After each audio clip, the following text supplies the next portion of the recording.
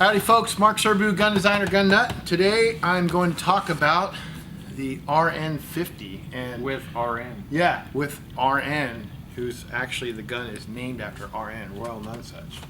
That's him, Royal Nonesuch.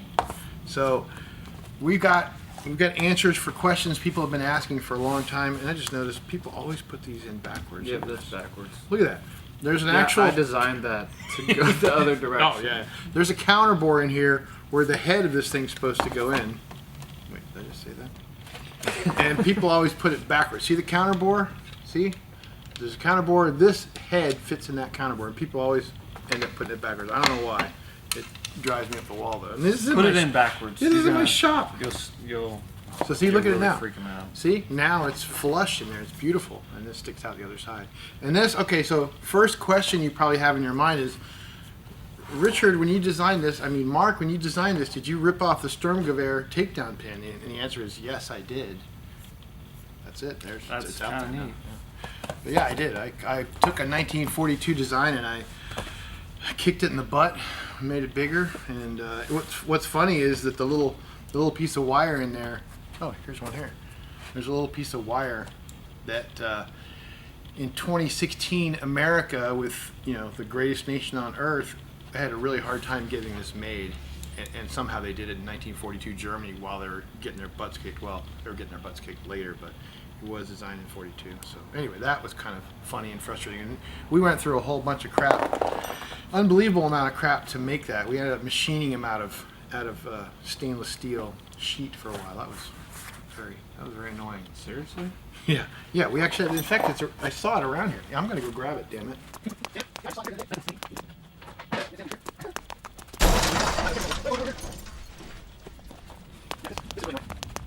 Yeah, I just had to show you this because this is crazy. This is the little spring that's inside of here. Like you can see, that lives inside of there. It's kind of a clever design. It's actually not as cool as the Uzi takedown pin design, which I wish I had emulated, and I probably will for future stuff. But anyway, so we get these springs made like 1,000 at a time. But look, this is how we had to do it because the original vendor was slow. So we had this sheet of 17.7 pH stainless steel, and we were actually machining them out, and that's a freaking nightmare. And not only that, once they got machined out of there and carefully deburred and messed with, we had to heat treat them. And everybody knows, oh, it's 17 whatever pH, and you just stick it in the oven at 900 degrees. And no, it's not like that. It's a whole different procedure that is more annoying than you would think, but it involves 1,400 and something degrees, and then a soak in the refrigerator for a bit, and then 900 degrees. Yeah, it's very weird. That's a little aside, but that was one annoying step of getting the RN-50 in production. But some trivia for you too is the original RN, what we call the barrel shroud, is this long. It's pretty long. You can see a weld here and a weld here. And the newer ones, it's only about that long. And there's no actual back part that's welded on. The shroud is here. There's no second weld. I don't know why I even did it like that, but why you did it that way. Yes. Oh, there's a question. Richard, did you actually design the RN-50? No. Whoa! Jesus. So I lied to everyone and said, no. It was, how it worked was, and I'm going to show an inset here, the original sketch or model that I made. And what it was is Richard was saying, oh, I'd like to have a break action 50 cal. And he sent me this horrible crayon sketch. It looked like a 3-year-old with some kind of dementia, which, do they get dementia? Anyway, what do you call them? I can't say retard anymore, but basically a three-year-old. Retard is a correct term though. It's okay. So basically a 3-year-old retard's drawing. So yeah. And I looked at it and said, okay, let me draw this up in CAD, and I did. And the thing about a true break action, like you think about your break action shotgun, is you've got the barrel here, and you've got the breech here, and when you break it open, there has to be a ton of strength between all the way from here all the way to here. So this has to be huge and beefy. And I got looking at it and doing the calculations, is like, this thing's going to be huge and heavy and expensive, and that's not what I wanted, what we wanted. So I said, hey, you know what? This is kind of like a joke, but let me see if I just put it down.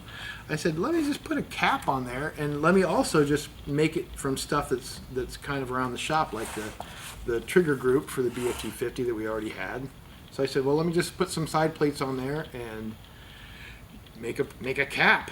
And Richard did contribute. He contributed the takedown lever. So that's his. And actually, that's the most problematic part of the whole gun. So I'm glad I can blame that on you. Now, it's actually kind of cool. Oh, but yeah, you see, it doesn't lock if you have the cap. You can't see this, but it doesn't lock if the cap is open at all. But the lever is the coolest part of the gun. I am changing it on a subsequent design. And here's some interesting trivia too. Aside from the longer little thingy here, what we call it, the barrel shroud, the original breech cap. If you look at this, you people who have RN-50s, you see how this is it's very short here. The production guns are actually 1/10 of an inch longer here, and the main reason I did that was because I counterbored the thread here to make it easier. Like if you saw some of my earlier videos where I'm trying to get this thing to screw on, it's like it's hard to get it to line up and screw on right, and that's because these threads go all the way to the end, and since I counterbored them at 1/10 of an inch, now you shove it on there and it's got a place for these threads to sit in there, and then you just screw it. It just goes right on a lot easier. And another bit of interesting trivia is this is not heat treated. That's scary, isn't it? Because this cap, it gets 25,000 pounds of force on that surface there. So not being heat treated means it's actually strong enough, but it doesn't have much of a safety factor, and safety factor is important. Yeah, so Have you measured? Has it bulged at all? No, and it shouldn't, because it's strong enough. It just isn't excessively strong like we like to have gun parts. Gun parts, we like to make them at least 3 or 4 times as strong as they need to be, and this thing's probably like, I don't know, 2 times, maybe 1.5 times as strong, or a safety factor of 1.5 or 2, as we nerds tend to say. What else? So we had some questions from Instagram. One guy was asking if you wanted a 7-inch barreled something. Beardo went and asked some questions for us to go over, but we can't talk about any of it because Beardo is special. Yeah, Beardo's kind of disgusting, and I don't know, you guys obviously he raped you during our show. Well, I don't, Yeah, it worked! Woo! And that's, I don't that's hold it against him because he's a product of the system. So and he's been to war and he's had bad things happen to him, and plus look at him, he's a maniac. What the fuck is this, Royal? This is stupid. This is almost as stupid as this fucking slide whistle gun that I fucking stole from you. So we forgive you, Beardo. we do. I do. But in all fairness, the rape scene was the funniest part of the whole show. So what else? What's some other trivia about the RN-50?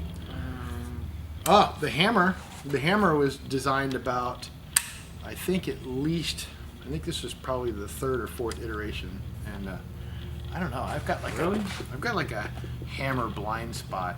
Like the BFG-50A, I think I designed the hammer 9 different times. I'm just not really good at what I do. That's the main problem. I'm kind of dumb and don't pay attention. Were you saying something? It's not the same hammer as why not? I gave away some of the original hammers. Actually, the first one, remember, it actually had a little cut in the top. It was funny looking. Okay. And I made a handful of those, and it sucks because you make them all, you send them off, get them case hardened, and bring them back, and it's like, I thought this little cutout in the top was going to make it easier to I don't know, put your thumb on to cock it. One thing, why don't you do some talking? That's what we didn't get on there. So when I came down here, the intention wasn't to put this in production right away or anything. It was to just build one, and and then it ended up going into production. So that's pretty cool. But we ended up getting it really close to being done while I was down here, so that kind of spurred him, because if we wouldn't have gotten to that point, he wouldn't have ever finished it, probably. Because I never finished anything. He's got literally probably 100. Over 1,000. No, 100 and something designs. Dude, I've seen your hard drive and Look, how much stuff is on it. it's not that bad. ridiculous. But yeah, He never finishes anything. Except the four guns that are in production. yeah. Give me credit for that. God damn it. But yeah, one thing it's an old saying. It says that perfection is the enemy of good enough, and this is a perfect example of that because can you even see that? This is a perfect example of that because it's not perfect. I mean, there's a lot in this design that's it's not really. It wasn't designed to be producible as much as it was just designed to get finished. It's not production friendly. Yeah, it's because like some of the side plates are a bit of a pain in the butt, and it's because we're trying to shoehorn in something from another design, the BFG-50 lower. But you know what? It's there. It's out there in the world. There are 1,300 of them, and if I designed it like I like to design stuff, which is forever, then no one would ever have any of these. And people make fun of them. The main thing they make fun of is, hey, what is this thing? Why can't you make interrupted threads? People are like, hey, there's this thing called interrupted threads. Like, come on, I know about interrupted threads, but interrupted threads. about interrupted Yeah, I like how that came up. Like a little troll to go. I know about interrupted threads. Like Jonathan Arthur Senior, all of a sudden inhabited my body. I know about interrupted threads. Fuck you. Get the money.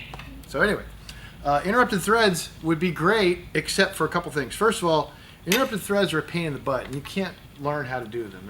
They're impossible to learn about. So that's number one. I couldn't find any info on them, but I modeled them in CAD, and I saw how they should be able to work, and I've actually played around with them a little bit, but they are a pain in the butt. They're not as easy as you think. You don't just thread this in. Well, I don't even want to go into how it's a pain in the butt, but trust me, it's a pain in the butt. Talk about safety though. Yes, and the That's main thing important. first thing is, okay, so if you just have this so it's a half turn, take it off, shove it back on. What if you just quarter turn or half turn, whatever, took it off, shoved it on, and then closed it, and you didn't rotate it first? You could just go bam, and the only thing keeping this from blowing up is these two things, and they're not strong enough. This thing will only blow off half your face because these are not strong enough to withstand the 25,000 pounds of force that the 50 BMG round puts on this thing. So anyway, the interrupted thread. So yeah, you could make it so, of course, you've got this key to this somehow so that it wouldn't close if you didn't get it rotated in the right position. So, but that's another level of complication, something that I would have taken longer to work on, and who knows if it actually would have made it into production.